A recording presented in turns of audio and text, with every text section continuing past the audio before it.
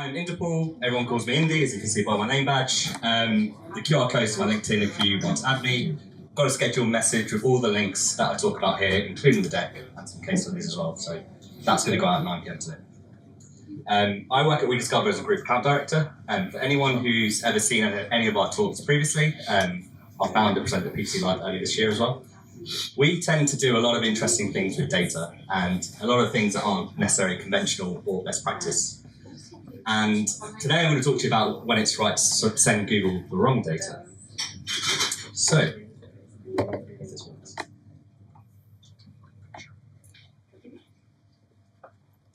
I'm blaming the data here. Down is up and up is down. There you go. There we go. We're in. Cool. Now, I've been in this industry for about 12, 13 years, and this is probably the most truest statement about PPC. Things are constantly changing. It's been that way since I started in it, and it can be scary. We can get frustrated with Google with all these changes and having to adapt to it. But if it wasn't like this, I wouldn't be in this industry. I actually find it quite fun. I find fun in the challenge of trying to figure out what Google's doing and how can we get the best out of it. Now, going back to 2015, they introduced Customer Match. 2016, we used to have right-hand sidebar ads. At the time when they removed them, people were up in arms. Actually, in hindsight, it cleaned up the results and it's a much better user experience. Standard text ads were deprecated. ETA, so expanded text ads, were launched. In 2017, this is still a sore subject, but they absolutely brutalized exact match. So exact match is no longer exact, as we know now. And in 2021 was probably a pretty big year, actually, when it came to the advances of AI and automation with the launch of Performance Max and also getting rid of one of my favorite match types, broad match modified. R.I.P. R.I.P. indeed. And ETAs actually eventually were deprecated. So they brought out RSAs, responsive search ads, and they actually kept ETAs for quite a while, and they actually deprecated them only a couple of years ago. Now, a lot of these changes, which is where a lot of our frustration lies, is they're taking away our control. So by killing exact match, they basically allowed misspellings, different meanings of the word to appear in 2017. So it wasn't truly exact match. And actually in 2021, I believe it was, they actually added the ability for function words to be applied to the search term. So even words you didn't target in the exact match query can appear. So it sounds quite familiar. That's exactly what broad match modified was. So by killing broad match modified, they actually replaced exact match with broad match modified without us even really knowing. And in 2020, which is another biggie, which was a quite frustrating time, they restricted the amount of search terms appearing in our search query reports, not allowing us to break out and as many keywords and exact matches that are working for us.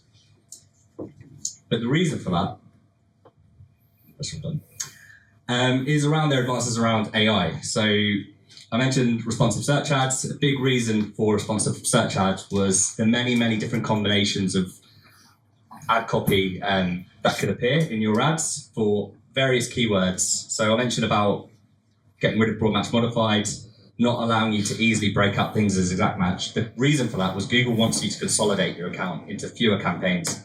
Remember back in 2012, 2013, we used to have close to thousands of campaigns where we actually broke campaigns out by campaign, by match type, by single keyword ad groups, you name it, we did it. And it's gone the complete opposite now. And RSAs was a feature brought to basically mitigate the fact that you have so many keywords in the same ad groups and campaigns now. RSAs should have you covered in that regard, and you have to trust Google to serve the right ad copy to the right keywords within that ad group. And in 2021, they launched Performance Max, so another reason to consolidate and reduce the amount of campaigns you're appearing on. And the one thing that every year people speculate, are they going to get rid of keywords altogether? And it feels like they're going to do it. We don't know when, probably not as soon as people are speculating, but with Performance Max, with things like search themes, it feels nearer than it ever has done before. And how does it make us feel? You know, we're losing the control. We don't know what we're doing. We don't know how to get the best out of Google compared to the old days. Best practice is no longer best practice. And for those that played The Sims, that's certainly how I feel, boxed in. I don't know if anyone ever used to do this to The Sims. Raise your hands, anyone used to do this sort of sadistic stuff? Oh man, there's a lot of sickness in this guy. I do too, don't worry. But yeah, they're boxing us in, that's what it feels like. But the reality is, our jobs have changed. It's not the same as it was 10 years ago.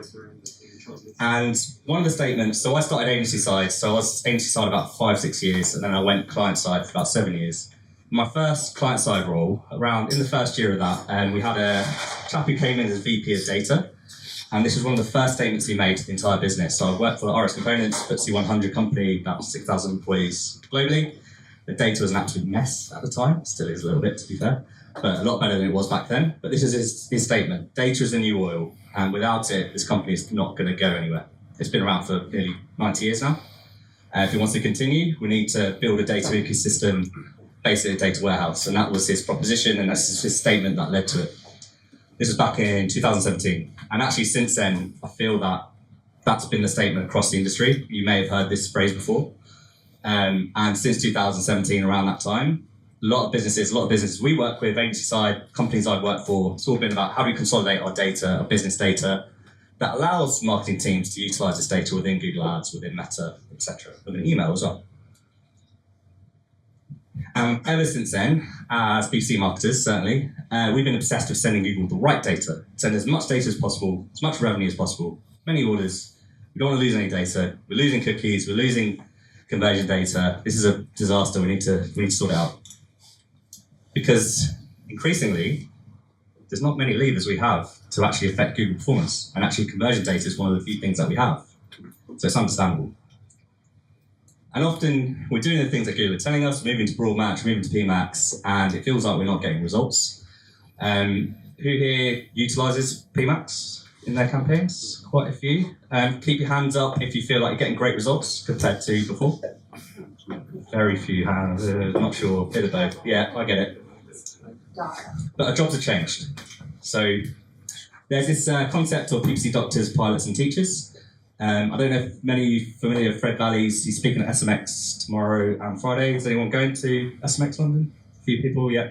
Go, if you haven't heard of him before, definitely go see him. He used to work at Google before starting his own company, Optimizer. I'm pretty sure this is a fact. Someone fact checking this. I think he was on the first team that actually built Quality Score in Google Ads. So he knows his stuff, and Optimizer's all about automation. So he released a book. He's released a couple of books, but this is one of my favourite ones. Unlevel the Playing Field, the biggest mind shift in PPC history. This was released a couple of years ago now, I think 2022. And it was all about the AI revolution in PPC and our jobs changing. So the concept of PPC doctors, this role in your team, this is the person that's able to diagnose issues in your account, able to spot the issues and what to do to fix it.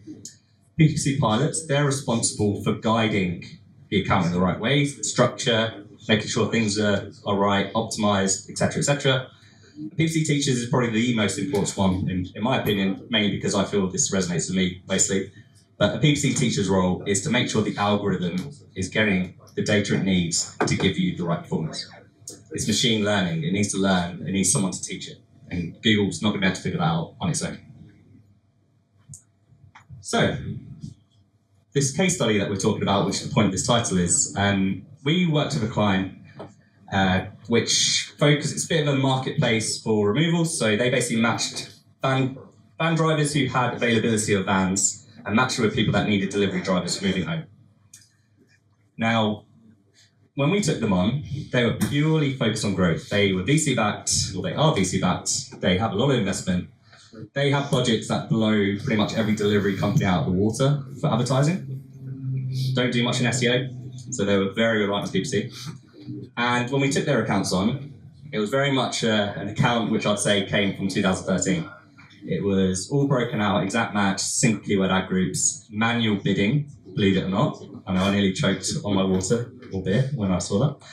And we did all the right things. We moved into a modern search structure. We tested automated bidding. We had to prove to them that automated bidding was better than CPC. I know, crazy, but obviously that worked.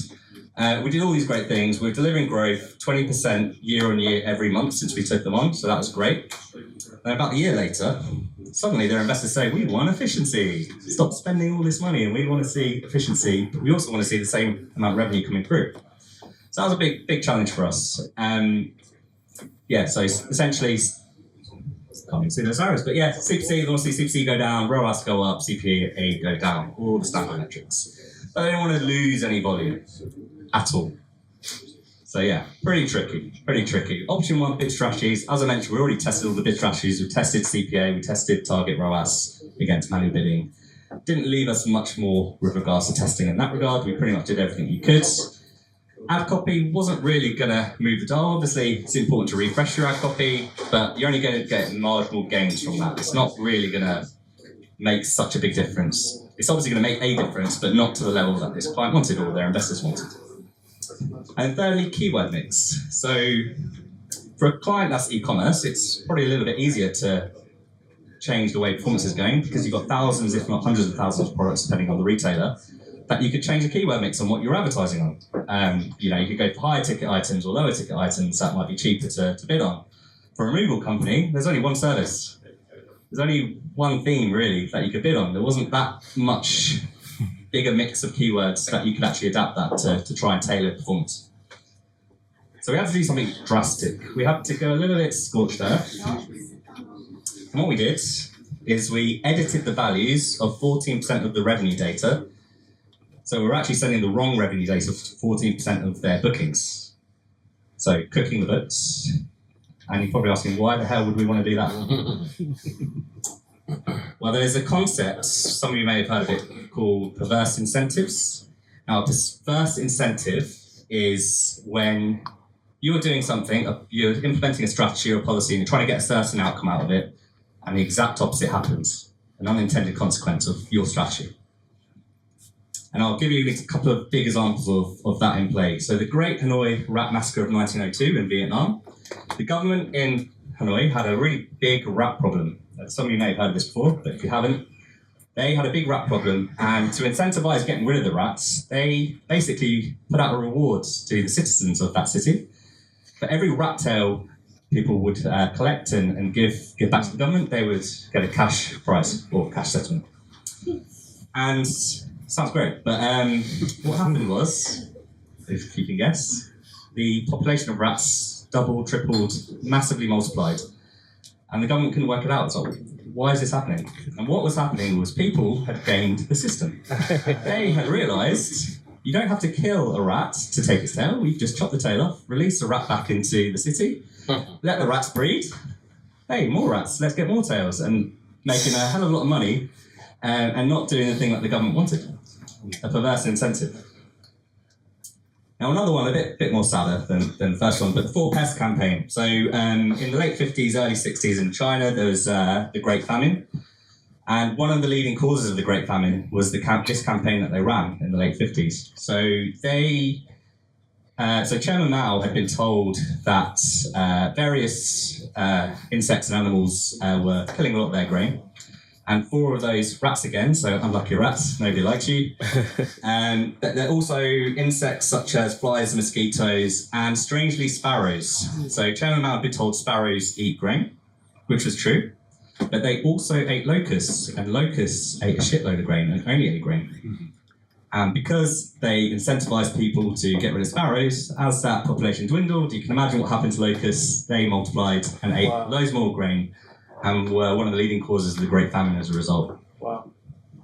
Insane. Again, perverse incentive. Oh, hold on, backwards. So yeah, that's what a perverse incentive is, and that's what we think was happening with our account, hence editing the values, and I'll explain why. So we were seeing CPC and CPA inflation randomly at certain points. Looking at an average, it looked okay performance, but in certain points of the year, we would see inflated values. And this wasn't the standard Google inflation of, we'll increase your CPCs. This was sporadic and random. We saw every time a very high value booking came in, it made performance really volatile. And this happened every single time. So I'm talking a booking that was, 4 or 5 times the average order or average booking. But why was this happening? So we found out eventually, it took a bit for a while to figure this one out, but speaking to the client, we found out their sales team was artificially increasing the price of bookings in certain areas of the country when supply was really low for vans. And we have no idea about this. So every time they did this, Google saw a really high value, and Google thought great, we found the exact right person, we found the exact right profile, let's find more of these people, let's increase our bids. It's misled the algorithm. Let's increase our bids to get more of these people. But it wasn't Google that drove that high value. Yes, Google got the booking because we served an ad and that person clicks, and if we didn't have an ad, we might not have got that person. But they weren't responsible for that increased revenue. But Google was chasing these high value conversions, and you can think about it as someone who's on a fruit machine or slots in a casino. Imagine someone's won big on a machine. You're not going to go into that machine and put loads more money in to see if you can get more out of it. Chances are you're probably not. This is what Google were doing. They're buying lots of lottery tickets trying to get more of that, but it wasn't necessarily a pattern that they could understand. So again, perverse incentive. We were sending really high value bookings and expecting Google's algorithm to react favourably to that, but it wasn't. It was actually having the opposite effect. It was not getting that revenue. It was increasing our ROAS at the end of the day by increasing those CPCs for no returns. Now you could ask, easy solve. Let's add a big cap. Let's stop those high CPCs. We thought about it. We decided to look at the data first before we did that. And capping CPCs would actually lose us incremental revenue.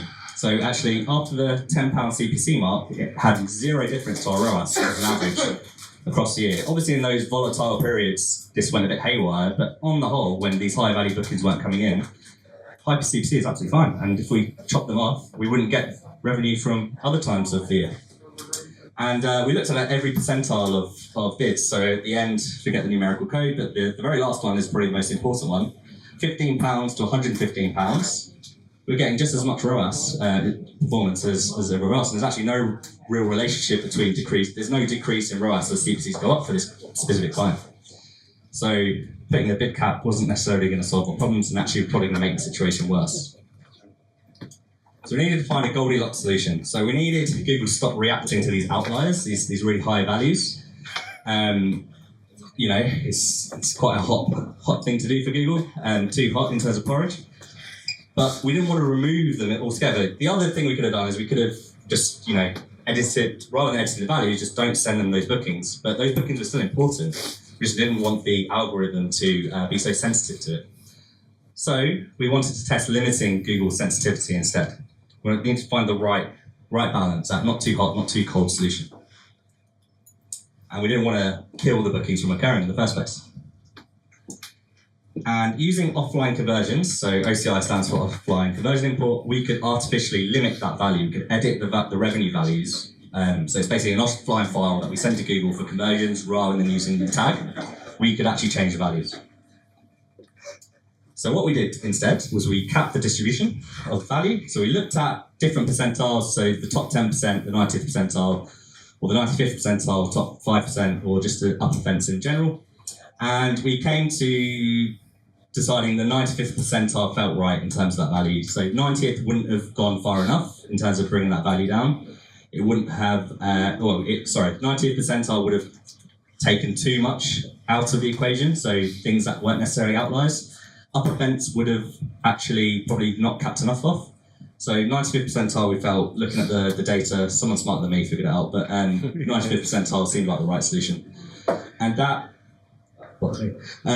basically affected 9% of our conversions. So they were the conversions that would be impacted our top 9 conversions, and that would represented 14% of our revenue data. So cooking the books to see if this would solve our problems.